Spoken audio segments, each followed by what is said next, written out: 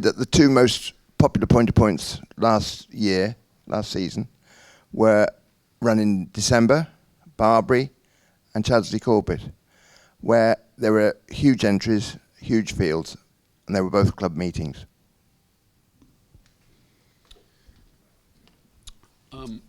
It's an interesting aside that the 5 large meetings of the sport in racing terms, 4 of them are club meetings, as it happens, or what I consider the key 5. And that's because basically the hunts didn't want to run at those times of year. So yes, we would be very chary about losing those fixtures, David, you're quite right. Has anyone anything else to say on the hunting point-to-point link? I was just going to add that actually club fixtures are well aware that they don't have hunt support, and so actually have to work incredibly hard at sponsorship and at getting people to support them. So they, they can't rely on a hunt, so they do work incredibly hard at the sponsorship in order to make the books balance. Just let you come in, Alan. Yeah, just to reiterate what was said, I think it is unfair on hunts during hunting season to run meetings because of with the hunting going on. So that's where the club meeting does have a big advantage. It is more difficult, and I feel that it makes it very difficult. So losing hunt meetings at that time of year. And having the club meetings, I think we've just got to accept. But just going back, rewinding a little bit, what we were saying earlier on about people coming to see average racing. The other day, I went to Penshurst, not an over-popular meeting. It was very well supported with a crowd, very well supported with runners. For a South East meeting, they worked very hard. And they actually had more runners that day than they did at Plumpton the next day. So I was very impressed with their determination to continue that hunt meeting. So, and that was early March. But I think we've got to realise, going back, that club meetings do have their bit at that time of year. So we must accept that certain hunts won't or don't want to have their meetings through the winter period while they are hunting. Also, shooting is taking place then that does have an effect as well. I'm trying to remember what I was going to ask, but now I've got it. During COVID, we saw some quite interesting different things happening. Racing behind closed doors obviously being one of them, and racing with smaller crowds. And it was quite interesting that it was possible to lay on a meeting. I think, Peter, it was the figure 14,000 or something like that. So there are ways of, I think, cutting your cloth and having a meeting. I think it is possible to run a meeting quite inexpensively. And I think, Peter, you'd be only too happy to give anybody, and I don't know, any advice on how they might do that? I think you're absolutely right, Andrew. What was fascinating was last year was a whole lot of secretaries told me they couldn't do this, that and the other. The costs were what they were. And when I went through it with them, they thought, oh. And now this year, what's been interesting is half the fixtures are reverted back to having God knows how many marquees at whatever cost, and half of them have firmly got rid of the marquees and have saved themselves $5,000. So it's genuinely interesting as to the approach, if you like, that people can take. And yes, you can run relatively cheap fixtures. Could I, whilst we're talking about last year, because I know a lot of people have said, oh, spring racing last year was fantastic. The slight problem with spring racing, which was fantastic last year, was that it was very competitive, eye-wateringly so, in fact, to the extent that I only saw 2 poor quality races. They were competitive, all right, but poor quality, which meant that a whole lot of people with not so good horses may well have given up. We lost a lot of owner trainers this year, and I have no idea if that was because of what happened last spring and they just felt they couldn't, because I'm inundated with emails about they haven't a chance with their horse or whatever. And yet, I will confidently predict there will be a higher percentage of the total number of horses will have a win this year than in the last 20 years. Absolutely guarantee it. It's far more competitive. The evidence is all there. You can look at the championship, where you've got Southfield Theatre as one with 8, but actually, or maybe it'll get 9, or maybe someone else will come up and challenge, but it's unlikely. But there aren't very many who've got more than 4 wins, in fact. And in fact, when people keep on banging on to me about ex-handicappers with ratings of 140 coming back and no one having any chance, Southfield Theatre's the only one that I can find in those ones who've got many wins. You can argue Molyneux, but that's a very specific reason. And in fact, it's horses like Precious Bounty and Cap Royale, who certainly didn't perform particularly brilliantly on under rules, who've come back and performed really well, and well done their trainers. One in the audience, so I'm obviously blowing smoke.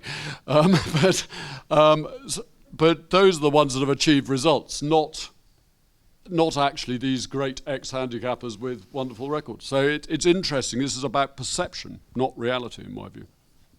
Alona? No? Alan? No?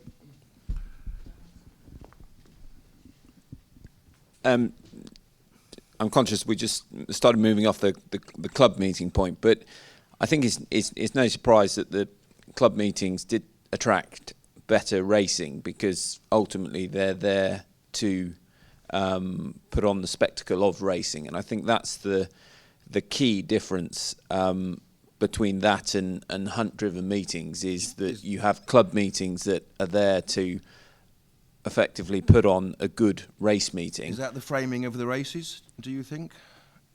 Probably the framing of the races. Yeah, it probably is the framing of the races, but also the timing of the meetings. Whereas, we can't get away from the fact that hunt meetings are there to drive a profit for the hunt. So is the solution to look at the bigger scale and to integrate more club meetings through the season? Because I'm just thinking the hunts are not going to move their fixtures for the benefit of the wider fixture list if they are making very good profits. But to create a better balance across the season, it probably is an integration of more club meetings to complement the hunt meetings. Let Iona go first on that one. Okay. And then you, Alan. I suppose where you need to start with the answer is, what is the definition of a club fixture, and who is running the club fixture? Because there are considerable numbers of club fixtures that are run by hunts in order to generate the hunt extra income. So are they doing that for the good of the racing and the sport, or are they doing that to generate more money for the hunt? So, and then there are club fixtures like the Barbary International, which was Nigel Bunter started at Barbary, and that is for the benefit of the sport and is a not-profit organisation, and is just literally to put on good racing and encourage young horses. So there's a balance. And do you want extra hunt fixtures that are run by the hunt, or do you want proper club meetings to attract the racers? And then actually the hunts will say to you, why are you putting a club fixture up against my hunt fixture? And so that's also a difficult position, because are we here for hunting or are we here for racing? Well, if it makes them concentrate their mind on preparing the track and framing their races accordingly to get the people that they're up against, it's a good thing in my view. Alan. Yeah, Darren, to come to that, when point-to-pointing started, it originated for basically hunting people to race their horses at the end of the season. And I think a lot of hunts have, as I said earlier, traditionally got their dates. Now, I'm a bit of a fossil. When I started race riding, it was the 1st of February the season started. And I think that's why a lot of hunts have stayed there. And as I said earlier on, with the hunting still continuing, they don't want to move their dates. So yes, club meetings have a very good part in the calendar, for the simple reason is they are there to put on racing, of which we all greatly benefit. You as a jockey, me as a keeper, and the spectators. We we need those meetings, and it is proving quite difficult. We had an instance last year on the 1st of November. We wanted to put a meeting on to get the South Midlands, the Midlands and the central of the country going. COVID, we were behind closed doors. We went to our landowner and she would not have a club meeting. She would only have a hunt meeting. So we had to move a meeting from Kingston out to Kimble. That was her want, but it would have been a club meeting otherwise. We're pleased we had it. We had Paul Up Bay run and we had a Hoist and Muir run, and it got the season going, so that it proved a great success. But yeah, there are traditionalists that won't move. So you know, it is right that club meetings have a very important part of what both Alona and Peter have said, of filling up the calendar so we can get on and enjoy the sport. If I may, a little bit of background to this, because it always surprises people when I say there's about 30 hunt meetings, club meetings. And they really come in, there's 5 different types. There's the hunt second meetings, which are disguised as something else. Robert, North Warwickshire. There's the top meetings, very few, who are just running for the sake of the sport, very few of them. There are multi-fixture courses who run a club meeting, which is often a top meeting, but actually also supports the course. So something like Harkaway for Chaddesley. There are meetings where you would believe they're still hunts, but actually the hunts have long collapsed or given up on them, but they've kept the name, and it's just a bunch of enthusiasts. And I suspect most of you wouldn't realise they're not hunt meetings. There's rather more of those around than you might imagine. And funnily enough, there are 1 or 2 which are course protection. So, for example, in some ways, the Yorkshire Jockey Club, which I applaud current jockeys running a fixture, but that's about protection of Charm Park, which is considered their best galloping track in Yorkshire. So there are 1 or 2 like that. So, and they all have different motivations, as is very typical with our sport. Lots of different equities running in different directions for different purposes. In terms of what Darren's talking about, I'm hopeful. One of the reasons for automating the race programming was, apart from the stress levels of the manual red ink system that I lived through for the first couple of years, that should allow us to then be able to cross-reference. The area secretaries can now look at all their own fixtures and see what they have, the types of race, and therefore if they got the right balance. But B, if we can take it far enough, and I've got the software man working on it at the moment, is that hopefully a spreadsheet will be up here, which will then go to checking week by week. So, for example, some of you will have noticed there was a weekend in March, I think, where they were all ladies and men's opens, and then the following week they were all mixed opens. No rhyme nor reason to it. It was just the way it happened. But actually that should be avoided. And I might add, the hunts are quite amenable. Last year that Alan's talking about, the first 3 weekends, I got them all on Zoom because we needed to sort it out. And it took half an hour. We went through it, and by the end of it, we had 3 mixed opens, we had 3 ladies opens, we had 3 men's opens, we had 3 intermediates, we had 3 restricted, we had, and so it went on.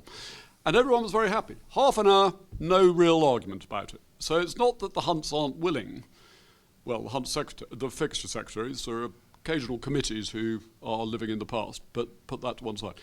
It is the ability and time taken to cross, and I do hope, actually, to some extent, Darren, we will meet some obstruction. But I have some hope that can be sorted out to some extent. I think we've probably done that one to death now.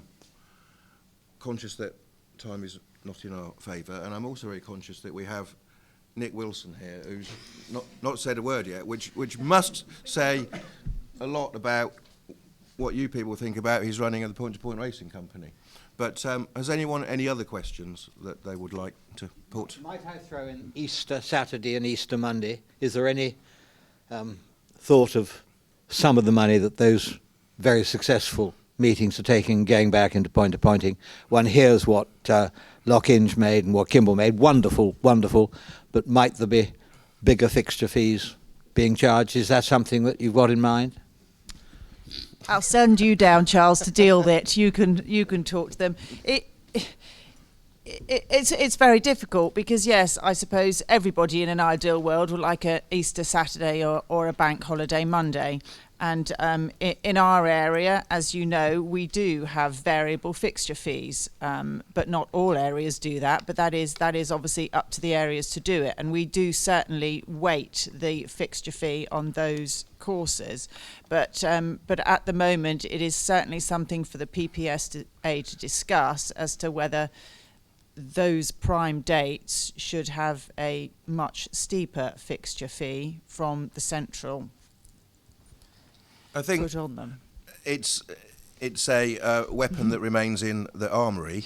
If we can encourage people to see sense and spread themselves out a little bit, we won't need to use it. But it's something which is there. It's not hanging over as a threat, but it's a possibility, Charles. Can I just say, though,